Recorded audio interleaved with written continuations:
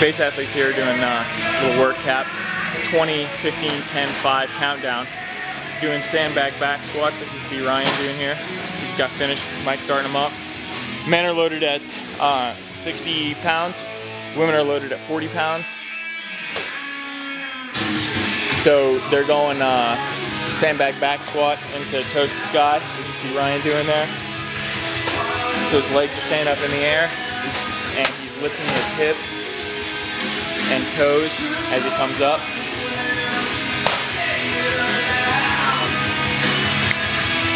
We're also doing swings.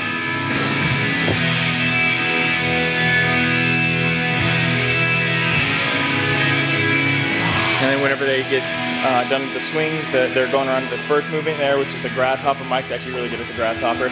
It's a rotational hip movement.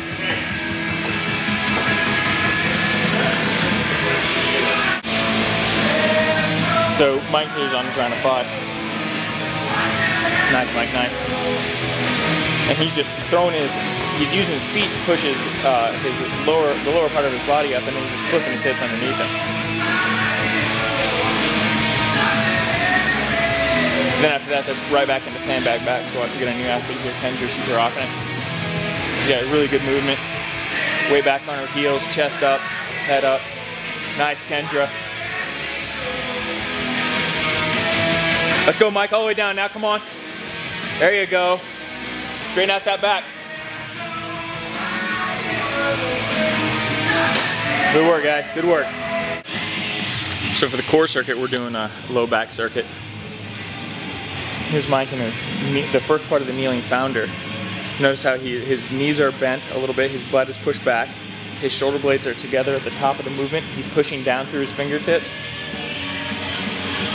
And then as he comes up, he keeps the hinge forward. He's still pushing up through the fingertips, and his shoulder blades are together here.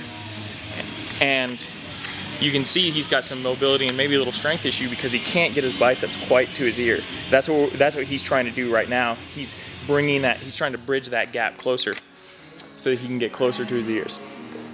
Mary's actually pretty good at it. See how her arms are pretty much straight up. Very little distance.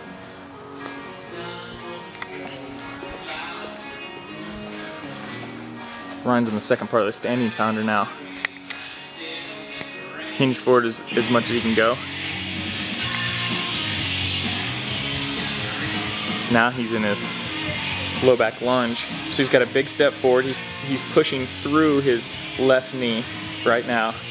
And I actually talked to Ryan about this before. His limiting factor is keeping the back heel anchored. So he feels tightness and a lot of tension in his gastroc. So that's the limited movement, but he's still able to get really straight up. Shoulder blades are together. He's bringing his biceps as close to his ears as he can, and he's pushing up through his fingertips on that movement. So it's 20 seconds in each one.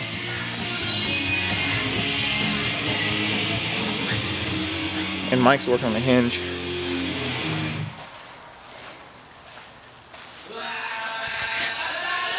So he's moving really deliberately through this movement. His back is set the entire time. His shoulder blades are together as much as they can be. Mike's seen a lot of strength gains in his entire back, especially in his upper back, with keeping his shoulder blades together. He's had some issues with that. He's been working with a physical therapist as well as us to work through that. He's seen big gains on it.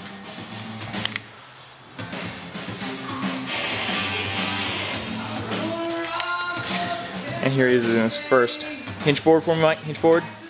So now he's got a good hinge forward, and he can feel tension all the way from his gastroc through his hamstring, butt, and low back. Right there. He starts the movement by bringing his shoulder blades together at the top, and then he can just maintain that throughout the 20 seconds.